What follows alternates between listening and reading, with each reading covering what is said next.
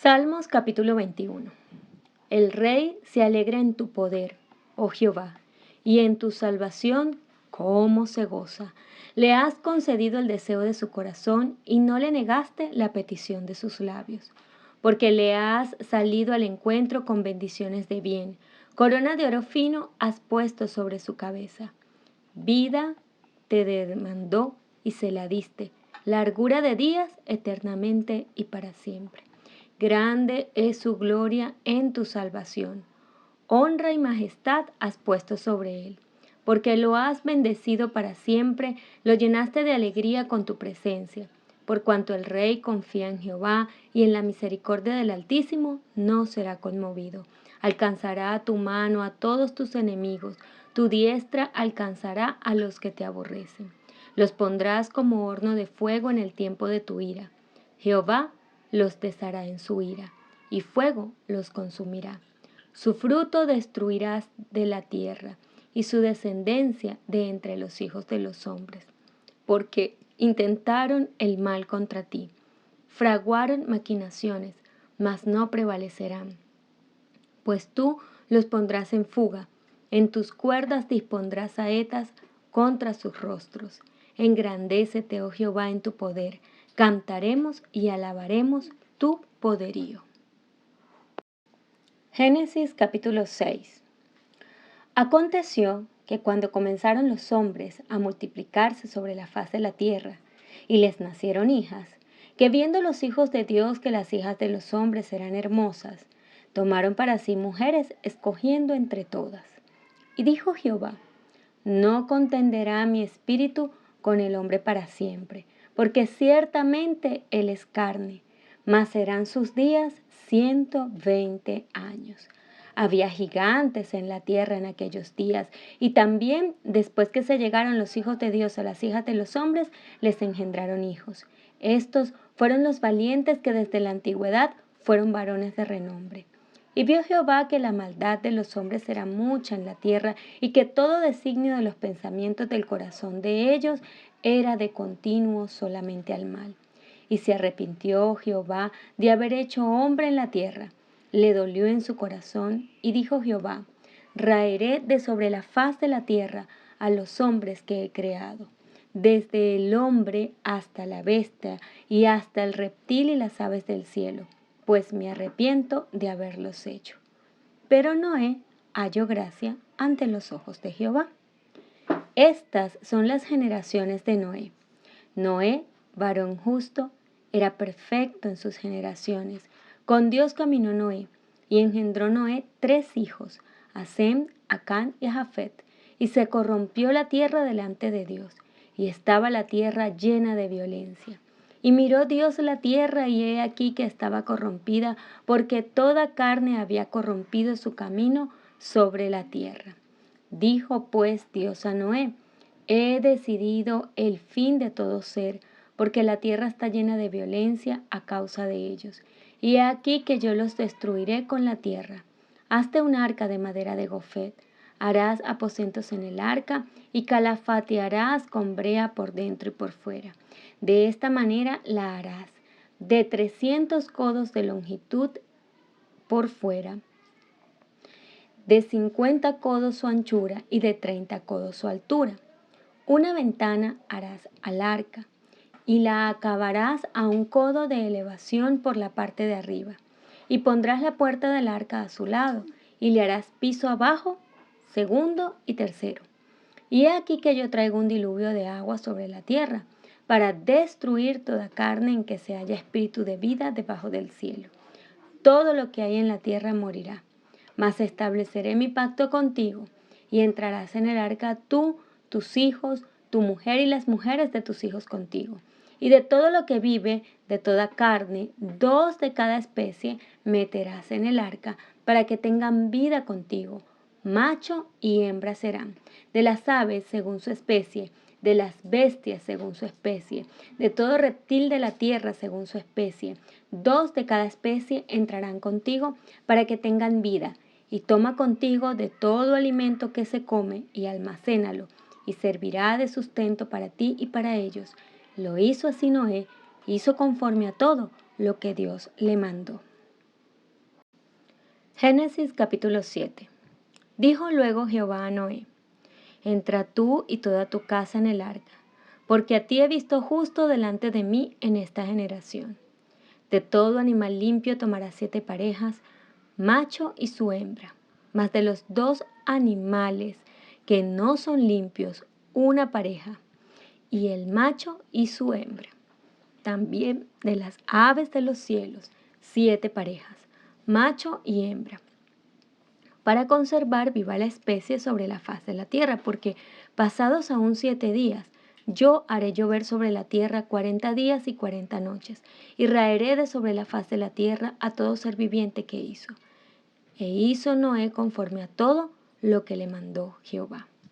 Era Noé de 600 años, cuando el diluvio de las aguas vino sobre la tierra, y por causa de las aguas del diluvio, entró Noé al arca, y con él sus hijos, su mujer, y las mujeres de sus hijos, de los animales limpios y de los animales que no eran limpios, y de las aves, y de todo lo que se arrastra sobre la tierra. De 2 en 2 entraron con Noé en el arca, macho y hembra, como mandó Dios a Noé. Y sucedió que al 7º día las aguas del diluvio vinieron sobre la tierra. El año 600 de la vida de Noé, en el mes segundo, a los 17 días del mes, aquel día fueron rotas todas las fuentes del gran abismo, y las cataratas de los cielos fueron abiertas, y hubo allí sobre la tierra lluvia durante 40 días y 40 noches. En este mismo día entró Noé, Sem, Can y Jafet, hijos de Noé, la mujer de Noé y las 3 mujeres de sus hijos con él en el arca. Ellos y todos los animales silvestres según su especie, y todos los animales domesticados según su especie, y todo reptil que se arrastra sobre la tierra según su especie, y toda ave según su especie, y todo pájaro de toda especie. Vinieron pues con Noé al arca de 2 en 2 toda carne, en que había espíritu de vida, y los que vinieron, macho y hembra de toda carne vinieron, como le había mandado Dios, y Jehová cerró la puerta.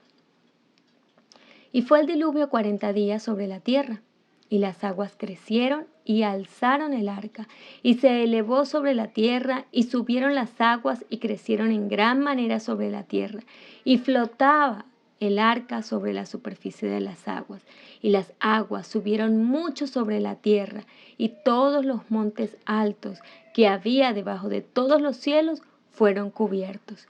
15 codos más altos subieron las aguas, después que fueron cubiertas los montes, y murió toda carne que se mueve sobre la tierra, así de aves como de ganado y de bestia, y todo reptil que se arrastra sobre la tierra, y todo hombre, todo lo que tenía aliento de espíritu de vida en sus narices, todo lo que había en la tierra, murió.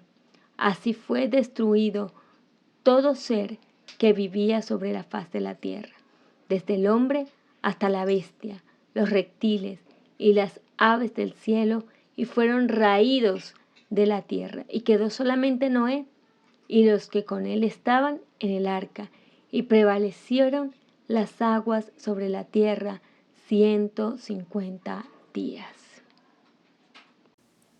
El diluvio. En los días de Noé pesaba sobre la tierra una doble maldición, como consecuencia de la transgresión de Adán y del asesinato cometido por Caín. No obstante esta circunstancia, la faz de la naturaleza no había cambiado mucho. Había señales evidentes de decadencia, pero la tierra todavía era bella y rica con los regalos de la providencia de Dios. Las colinas estaban coronadas de majestuosos árboles que sostenían los sarmientos cargados de fruto de la vid. Las vastas planicies que semejaban jardines estaban vestidas de suave verdor y endulzadas con la fragancia de miles de flores. Los frutos de la tierra eran de una gran variedad y de una abundancia casi ilimitada. Los árboles superaban en tamaño, belleza y perfecta simetría a los más hermosos del presente. La madera era de magnífica fibra y de dura substancia. muy parecida a la piedra y apenas un poco menos durable que ésta. Además, abundaban el oro, la plata y las piedras preciosas. El linaje humano aún conservaba mucho de su vigor original. Solo pocas generaciones habían pasado desde que Adán había tenido acceso al árbol que había de prolongar la vida. Y la unidad de la existencia del hombre era todavía el siglo. Si aquellas personas, dotadas de longevidad, hubieran dedicado al servicio de Dios sus excepcionales facultades para hacer planes y ejecutarlos, habrían hecho del nombre de su Creador, un motivo de alabanza en la tierra, y habrían cumplido el motivo por el cual Él les dio la vida. Pero dejaron de hacerlo. Había muchos gigantes, hombres de gran estatura y fuerza, renombrados por su sabiduría, hábiles para proyectar las más sutiles y maravillosas obras. Pero la culpa en que incurrieron al dar rienda suelta a la iniquidad fue proporcional a su pericia y habilidades mentales. Dios otorgó ricos y variados dones a estos antediluvianos, pero los usaron para glorificarse a sí mismos y los trocaron en maldición, poniendo sus efectos en ellos más bien que en aquel que se los había dado. Emplearon el oro y la plata, las piedras preciosas y las maderas selectas, en la construcción de mansiones para sí, y trataron de superarse unos a otros en el embellecimiento de sus moradas con las más hábiles obras del ingenio humano.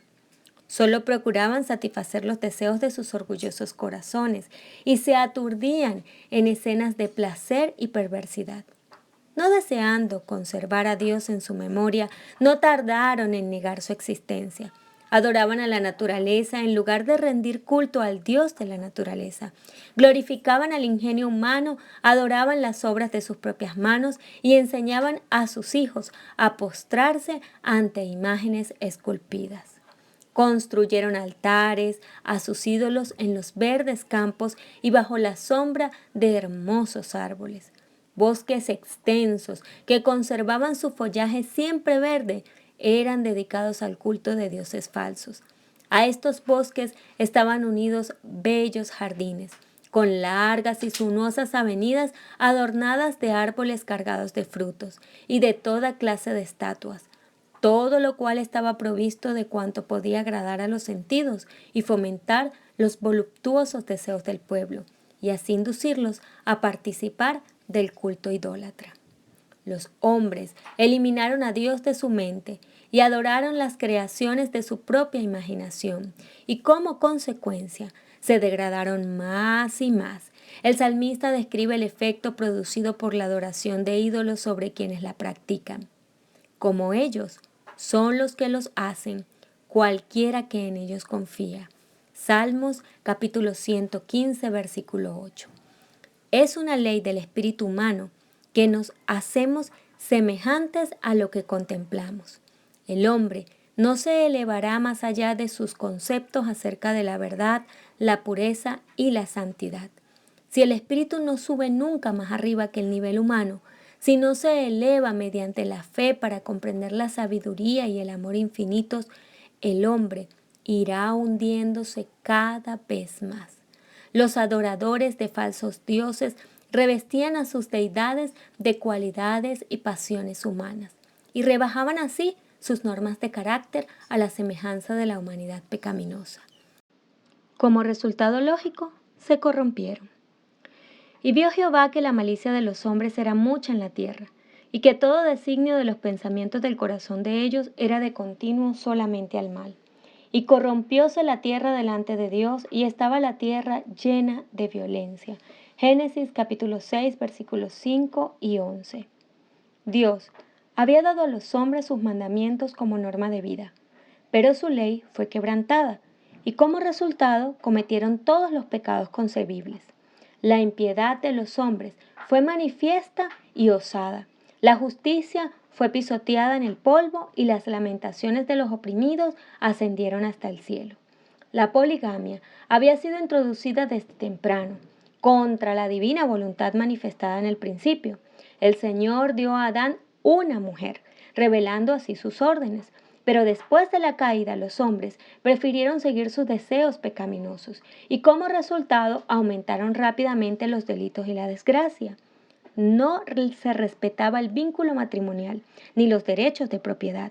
Cualquiera que codiciaba a las mujeres o los bienes de su prójimo los tomaba por la fuerza y los hombres se regocijaban en sus hechos de violencia. Gozaban matando los animales y el consumo de la carne como alimento los volvía aún más crueles y sedientos de sangre, hasta que llegaron a considerar la vida humana con sorprendente indiferencia. El mundo estaba en su infancia. No obstante, la iniquidad del género humano se había hecho tan profunda y general que Dios no pudo soportar más y dijo: raeré a los hombres que he criado de sobre la faz de la tierra. Declaró que su espíritu no contendería para siempre con la humanidad culpable.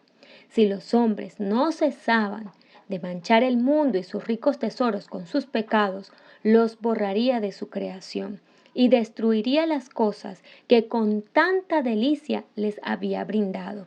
Arrebataría las bestias de los campos y la vegetación que les suministraba abundante abastecimiento de alimentos y transformaría la bella tierra en un vasto panorama de desolación y ruina. En medio de la corrupción reinante, Matusalén, Noé y muchos más trabajaron para conservar el conocimiento del verdadero Dios y para detener la ola del mal. 120 años antes del diluvio, el Señor, mediante un santo ángel, comunicó a Noé su propósito y le ordenó que construyese un arca. Mientras la construía, había de predicar que Dios iba a traer sobre la tierra un diluvio para destruir a los impíos. Los que creyesen en el mensaje y se preparasen para ese acontecimiento mediante el arrepentimiento y la reforma, obtendrían perdón y serían salvos. Enoc había repetido a sus hijos lo que Dios se le había manifestado tocante al diluvio. Y Matusalén y sus hijos, que alcanzaron a oír las prédicas de Noé, le ayudaron en la construcción del arca. Dios dio a Noé las dimensiones exactas del arca y explícitas instrucciones acerca de todos los detalles de su construcción. La sabiduría humana no podría haber ideado una estructura de tanta solidez y durabilidad. Dios fue el diseñador y Noé el maestro constructor. Se construyó como el casco de un barco para que pudiese flotar en el agua, pero en ciertos aspectos se parecía más a una casa. Tenía 3 pisos, con solo una puerta en un costado. La luz entraba por la parte superior y las distintas secciones estaban arregladas de tal manera que todas recibían luz. En la construcción del arca se empleó madera de ciprés, que duraría cientos de años. La construcción de esta estructura fue un proceso lento y trabajoso. A pesar de la gran fuerza que poseían los hombres de aquel entonces, debido al gran tamaño de los árboles y la naturaleza de la madera, se necesitaba mucho más tiempo que ahora para prepararla. Se hizo todo lo humanamente posible para que la obra resultase perfecta. Sin embargo, el arca de por sí no hubiera podido soportar la tempestad que había de venir sobre la tierra. Solo Dios podía guardar a sus siervos de las aguas borrascosas. Por la fe, Noé, habiendo recibido respuesta de cosas que aún no se veían, con temor aparejó el arca en que su casa se salvase, por la cual fe condenó al mundo y fue hecho heredero de la justicia, que es por la fe. Hebreos capítulo 11, versículo 7. Mientras Noé daba al mundo su mensaje de amonestación, sus obras demostraban su sinceridad. Así se perfeccionó y manifestó su fe. Dio al mundo el ejemplo de creer exactamente lo que Dios dice. Todo lo que poseía lo invirtió en el arca. Cuando empezó a construir aquel inmenso barco en tierra seca, multitudes vinieron de todos los rumbos a ver aquella extraña escena y a oír las palabras serias y fervientes de aquel singular predicador. Cada martillazo dado en la construcción del arca era un testimonio para la gente. Al principio pareció que muchos recibirían la advertencia. Sin embargo, no se volvieron a Dios con verdadero arrepentimiento. No quisieron renunciar a sus pecados. Durante el tiempo que precedió al diluvio, su fe fue probada, pero ellos no resistieron esa prueba. Vencidos por la incredulidad reinante, se unieron a sus antiguos camaradas para rechazar el solemne mensaje. Algunos estaban profundamente convencidos y hubieran atendido la amonestación, pero eran tantos los que se mofaban y los ridiculizaban que terminaron por participar del mismo espíritu. Resistieron a las invitaciones de la misericordia y pronto se hallaron entre los más atrevidos e insolentes burladores. Pues nadie es tan desenfrenado ni se hunde tanto en el pecado como los que una vez conocieron la luz, pero resistieron al espíritu que convence de pecado. No todos los hombres de aquella generación eran idólatras en el sentido estricto de la palabra. Muchos profesaban ser adoradores de Dios. Alegaban que sus ídolos eran imágenes de la deidad y que por su medio el pueblo podía formarse una concepción más clara del ser divino. Esta clase sobresalía en el menosprecio del mensaje de Noé. Al tratar de representar a Dios mediante objetos materiales, cegaron sus mentes en lo que respecta a la majestad y al poder del Creador. Dejaron de comprender la santidad de su carácter y la naturaleza sagrada e inmutable de sus requerimientos.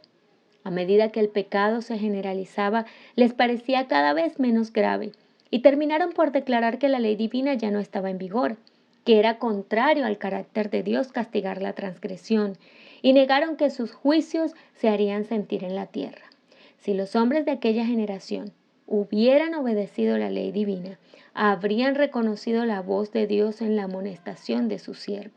Pero al rechazar la luz, sus mentes se habían vuelto tan ciegas que creyeron de veras que el mensaje de Noé era un engaño.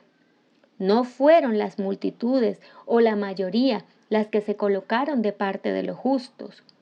El mundo se puso contra la justicia y las leyes de Dios, y Noé fue considerado fanático. Satanás, al tentar a Eva para que desobedeciese a Dios, le dijo: no moriréis.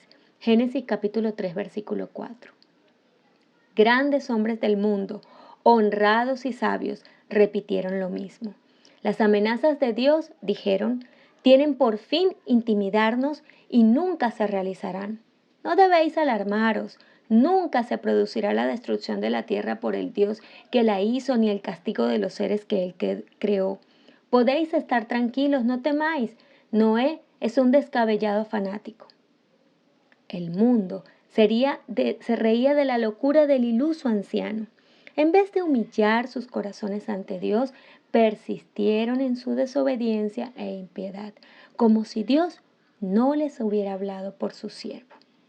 Pero Noé se mantuvo como una roca en medio de la tempestad. Rodeado por el desdén y el ridículo popular, se distinguió por su santa integridad y por su inconmovible fidelidad. Sus palabras iban acompañadas de poder, pues era la voz de Dios que hablaba a los hombres por medio de su siervo. Su relación con Dios le comunicaba la fuerza del poder infinito, mientras que durante 120 años su voz solemne anunció a oídos de aquella generación acontecimientos que en cuanto podía juzgar la sabiduría humana estaba fuera de toda posibilidad. El mundo antediluviano razonaba que las leyes de la naturaleza habían sido estables durante muchos siglos. Las estaciones se habían sucedido unas a otras en orden. Hasta entonces nunca había llovido. La tierra había sido regada por una niebla o el rocío. Los ríos nunca habían salido de sus cauces, sino que habían llevado sus aguas libremente hacia el mar. Leyes fijas habían mantenido las aguas dentro de sus límites naturales. Pero estos razonadores no reconocían la mano del que había detenido las aguas, diciendo: hasta aquí vendrás y no pasarás adelante. Job capítulo 38, versículo 11. A medida que transcurría el tiempo sin ningún cambio visible en la naturaleza, los hombres, cuyo corazón a veces había temblado de temor, comenzaron a tranquilizarse. Razonaron: como muchos lo hacen hoy, que la naturaleza está por encima del Dios de la naturaleza y que sus leyes están tan firmemente establecidas que el mismo Dios no podría cambiarlas, alegando que si el mensaje de Noé fuese correcto, la naturaleza tendría que cambiar su curso. Hicieron que ese mensaje apareciera ante el mundo como un error, como un gran engaño. Demostraron su desdén por la amonestación de Dios, haciendo exactamente las mismas cosas que habían hecho antes de recibir la advertencia.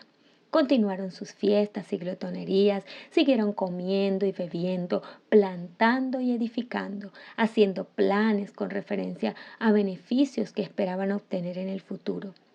Y se hundieron más profundamente en la impiedad y el obstinado menosprecio de los requerimientos de Dios, para mostrar que no temían al Ser infinito.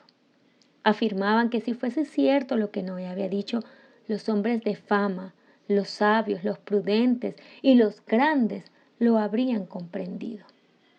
Si los antediluvianos hubieran creído la advertencia y se hubiesen arrepentido de sus obras impías, el Señor habría desistido de su ira, como lo hizo más tarde con Nínive. Pero con su obstinada resistencia a los reproches de la conciencia y a las advertencias del profeta de Dios, aquella generación llenó la copa de su iniquidad y maduró para la destrucción. Su tiempo de gracia estaba a punto de concluir. Noé había seguido fielmente las instrucciones que había recibido de Dios. El arca se terminó en todos sus aspectos como Dios lo había mandado y fue provista de alimentos para los hombres y las bestias. Y entonces el siervo de Dios dirigió su última y solemne súplica a la gente. Con anhelo indecible les rogó que buscasen refugio mientras era posible encontrarlo. Nuevamente rechazaron sus palabras y alzaron sus voces en son de burla y de mofa. De repente reinó el silencio entre aquella multitud escarnecedora. Animales de toda especie, desde los más feroces hasta los más mansos, se veían venir de las montañas y los bosques y dirigirse tranquilamente hacia el arca. Se oyó un ruido como de un fuerte viento, y he aquí que los pájaros que venían de todas direcciones en tal cantidad que obscurecieron los cielos y entraban en el arca en perfecto orden. Los animales obedecían la palabra de Dios, mientras que los hombres la desobedecían.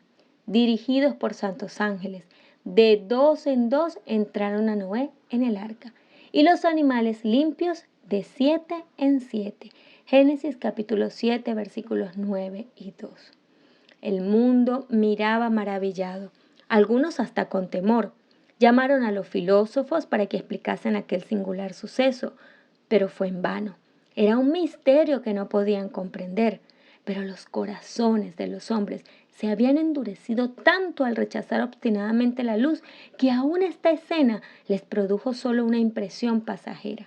La raza condenada contemplaba el sol en toda su gloria y la tierra revestida casi de la belleza del Edén, y ahuyentó sus crecientes temores mediante ruidosas diversiones, y mediante actos de violencia pareció atraer sobre sí la ya despierta ira de Dios.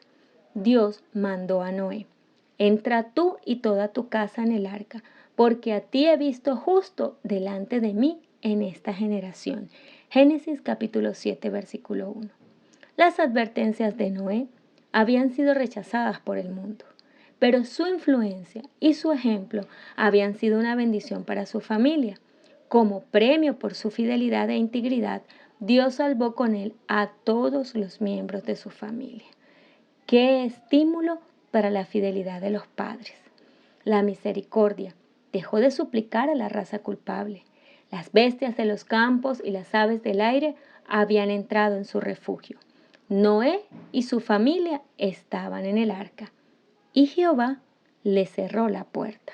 Se vio un relámpago deslumbrante, y una nube de gloria más vívida que el relámpago descendió del cielo para cernerse entre la puerta del arca. La maciza puerta que no podían cerrar los que estaban dentro fue puesta lentamente en su sitio por manos invisibles. Noé quedó adentro, y los que habían desechado la misericordia de Dios quedaron afuera. El sello del cielo fue puesto sobre la puerta. Dios la había cerrado y solo Dios podía abrirla. Asimismo, cuando Cristo deje de interceder por los hombres culpables, antes de su venida en las nubes del cielo, la puerta de la misericordia será cerrada. Entonces, la gracia divina ya no refrenará más a los impíos, y Satanás tendrá dominio absoluto sobre los que hayan rechazado la misericordia divina. Pugnarán ellos por destruir al pueblo de Dios, pero así como Noé fue guardado en el arca, los justos serán escudados por el poder divino. Durante 7 días después que Noé y su familia hubieron entrado en el arca, no aparecieron señales de la inminente tempestad. Durante ese tiempo se probó su fe. Fue un momento de triunfo para el mundo exterior. La aparente tardanza confirmaba la creencia de que el mensaje de Noé era un error y que el diluvio no ocurriría.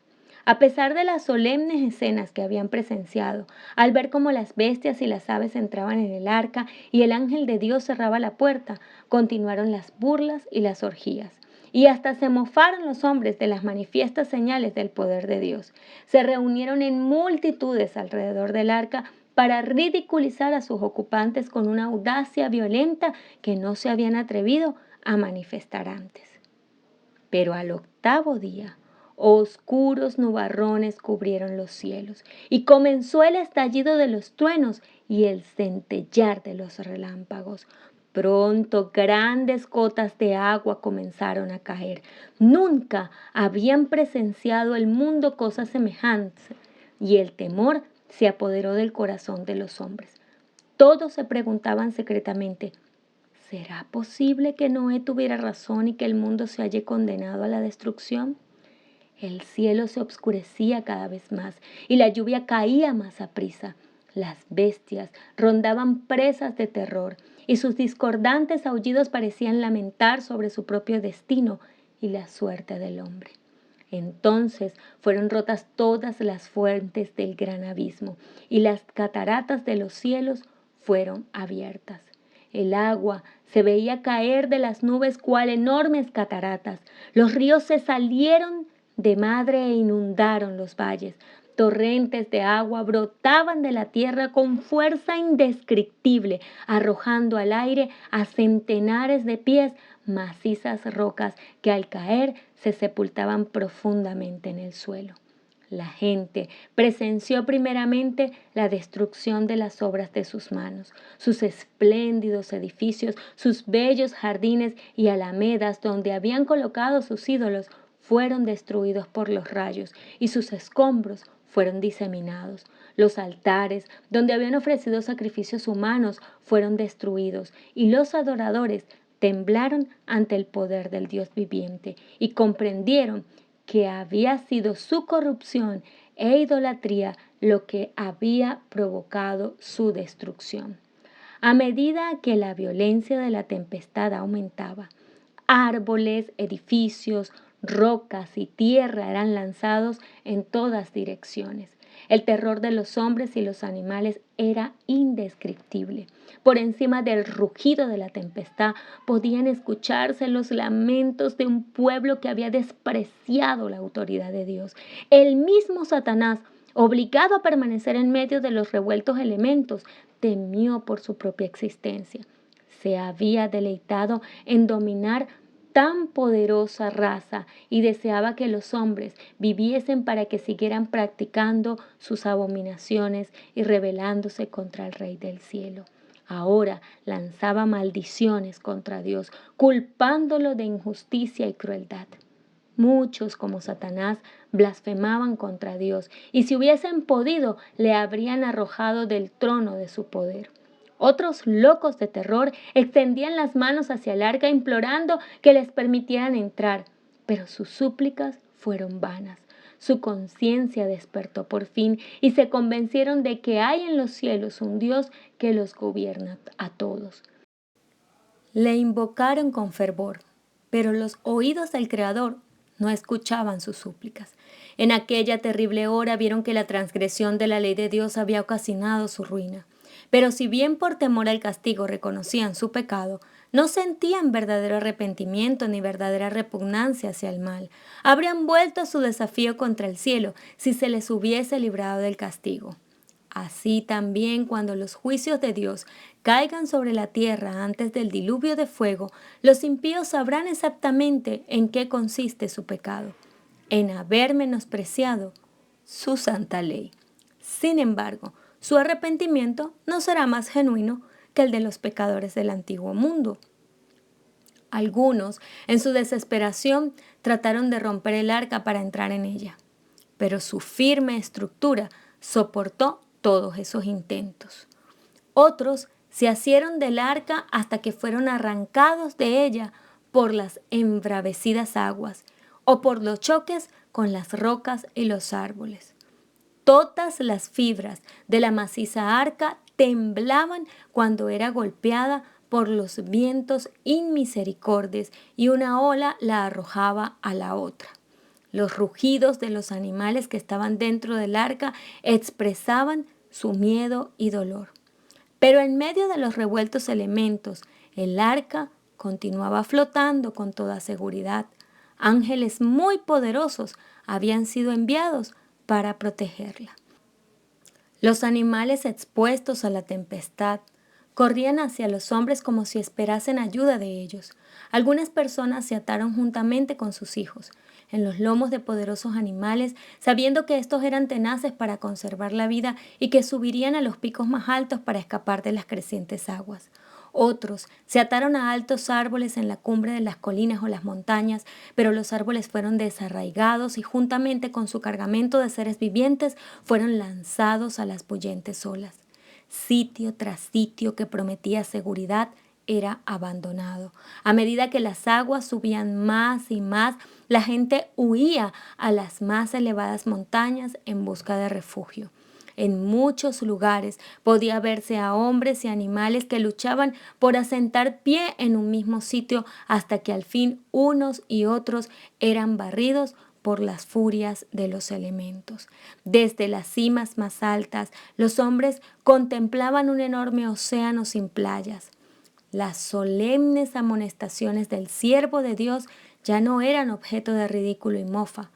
¿Cuánto habrían deseado estos pecadores condenados a morir que se les volviera a deparar la oportunidad que habían menospreciado? ¿Cómo imploraban que se les diera una hora más de gracia, otra manifestación de misericordia, otra invitación de labios de Noé?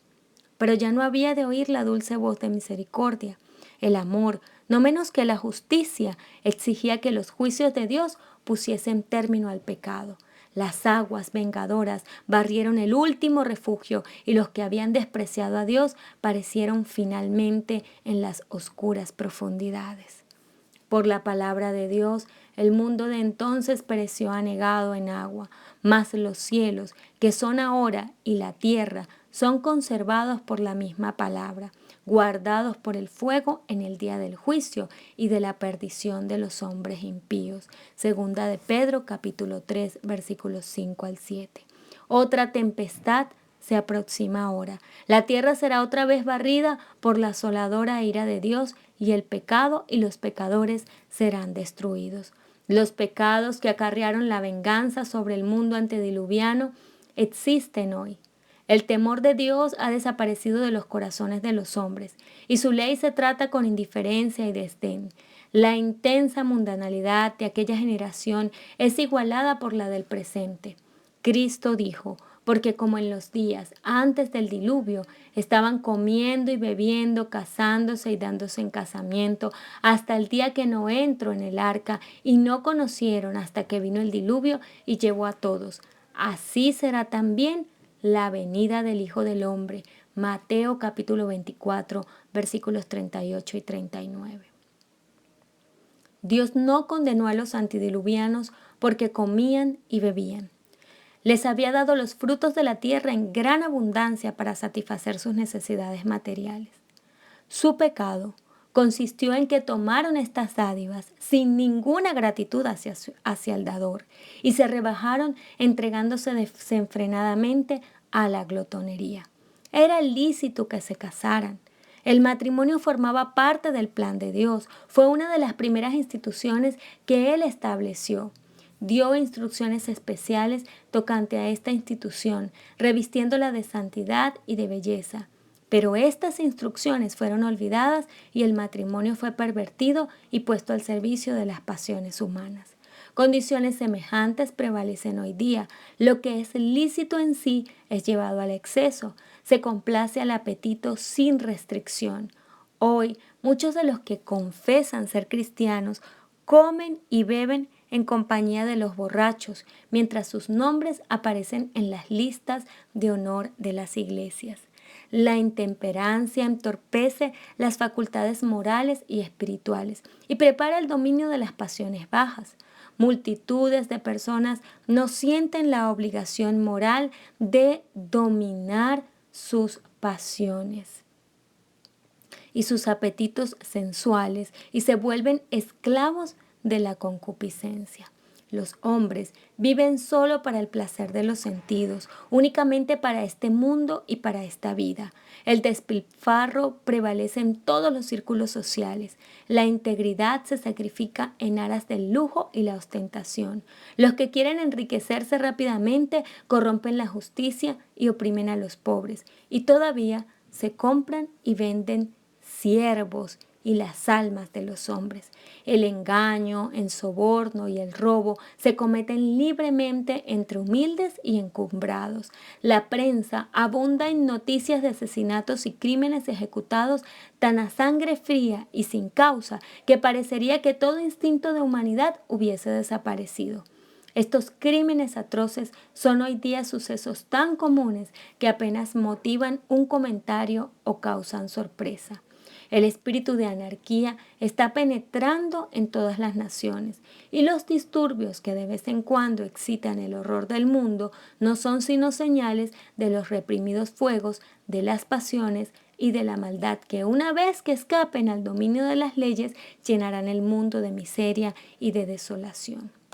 El cuadro del mundo antediluviano que pintó la inspiración representa con fiel veracidad la condición a la cual la sociedad moderna está llegando rápidamente. Ahora mismo, en el presente siglo y en países que se llaman cristianos, se cometen diariamente crímenes tan negros y atroces como aquellos por los cuales los pecadores del antiguo mundo fueron destruidos. Antes del diluvio, Dios mandó a Noé que diese aviso al mundo, para que los hombres fuesen llevados al arrepentimiento y para que así escapasen de la destrucción.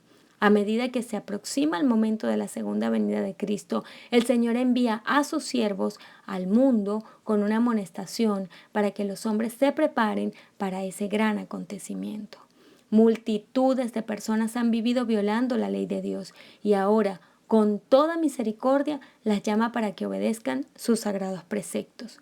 A todos los que abandonen sus pecados mediante el arrepentimiento para con Dios y la fe en Cristo, se les ofrece perdón.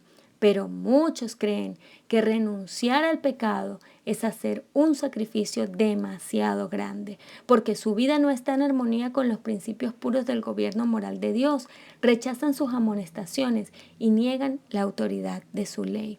Solamente 8 almas de la enorme población antediluviana creyeron y obedecieron la palabra de Dios, que Dios les habló por medio de Noé. Durante 120 años el predicador de la justicia amonestó al mundo acerca de la destrucción que se aproximaba, pero su mensaje fue desechado y despreciado. Lo mismo sucederá ahora. Antes de que el legislador venga a castigar a los desobedientes, exhortan a los transgresores a que se arrepientan y vuelvan a su lealtad. Pero para la mayoría, estas advertencias serán vanas. Dice el apóstol Pedro, en los postrímeros días vendrán burladores andando según sus propias concupiscencias y diciendo, ¿dónde está la promesa de su advenimiento? Porque desde el día en que los padres durmieron, todas las cosas permanecen así como desde el principio de la creación. Segunda de Pedro capítulo 3 versículo 3 y 4. No oímos repetir hoy estas mismas palabras, no solo por los impíos, sino también por muchos que ocupan los púlpitos en nuestra tierra. No hay motivo de alarma, dicen. Antes de que venga Cristo se ha de convertir el mundo entero. y la justicia ha de reinar durante 1000 años. Paz, paz, todo permanece así como desde el principio. Nadie se turbe por el inquietante mensaje de estos alarmistas. Pero esta doctrina del milenio no está en armonía con las enseñanzas de Cristo y los apóstoles. Jesús hizo esta pregunta significativa: cuando el Hijo del Hombre viniere, ¿hallará fe en la tierra? Lucas capítulo 18, versículo 8. Como hemos visto, Él manifiesta que el estado del mundo será como en los días de Noé. San Pablo nos recuerda que la impiedad aumentará a medida que se acerque el fin. El Espíritu dice manifiestamente que en los venideros tiempos algunos apostatarán de la fe, escuchando espíritus de error y a doctrinas de demonios. Primera de Timoteo, capítulo 4, versículo 1. El apóstol dice que en los postreros días vendrán tiempos peligrosos, segunda de Timoteo capítulo 3 versículo 1, y nos da una tremenda lista de pecados que se notarían entre quienes tendrían apariencia de piedad. Mientras que su tiempo de gracia estaba concluyendo, los antediluvianos se entregaban a una vida agitada de diversiones y festividades. Los que poseían influencia y poder se empeñaban en distraer la atención del pueblo con alegrías y placeres para que ninguno se dejara impresionar por la última solemne advertencia. ¿No vemos repetirse lo mismo hoy? Mientras los siervos de Dios proclaman que el fin de todas las cosas se aproxima, el mundo va en pos de placeres y de diversiones. Hay constantemente abundancia de excitaciones que causan indiferencia hacia Dios e impiden que la gente sea impresionada por las únicas verdades que podrían salvarla de la destrucción que se avecina. En los días de Noé, los filósofos declararon que era imposible que el mundo fuese destruido por el agua. Asimismo, hay ahora hombres de ciencia que tratan de probar que el mundo no puede ser destruido por fuego, que esto es incompatible con las leyes naturales. Pero el Dios de la naturaleza, el que creó las leyes y las controla, puede usar las obras de sus manos para que sirvan a sus fines. Cuando los grandes sabios habían probado a su entera satisfacción que era imposible que el mundo fuese destruido por agua, cuando los temores del pueblo se habían tranquilizado, cuando todos consideraban que la profecía de Noé era un engaño y le llamaban fanático, entonces llegó la hora de Dios. Fueron rotas todas las fuentes del gran abismo y las cataratas de los cielos fueron abiertas. Génesis capítulo 7, versículo 11. Y los burladores sucumbieron en las aguas del diluvio. Con toda su jactanciosa filosofía, los hombres descubrieron muy tarde que su sabiduría era necedad, que el legislador es superior a las leyes de la naturaleza y que la omnipotencia no le faltan medios para alcanzar sus fines. Y como fue en los días de Noé, como esto será el día en que el Hijo del Hombre se manifestará. Lucas capítulo 17, versículos 26 y 30. Cuando los razonamientos de la filosofía hayan desterrado el temor y los juicios de Dios, cuando los maestros de la religión nos hablen de largos siglos de paz y prosperidad y el mundo se dedique por completo a sus negocios y placeres, a plantar y edificar, a fiestas y diversiones, y desechando las amonestaciones de Dios, se burle de sus mensajeros, entonces vendrá sobre ellos destrucción de repente y no escaparán. Primera de Tesalonicenses, capítulo 5, versículo 3.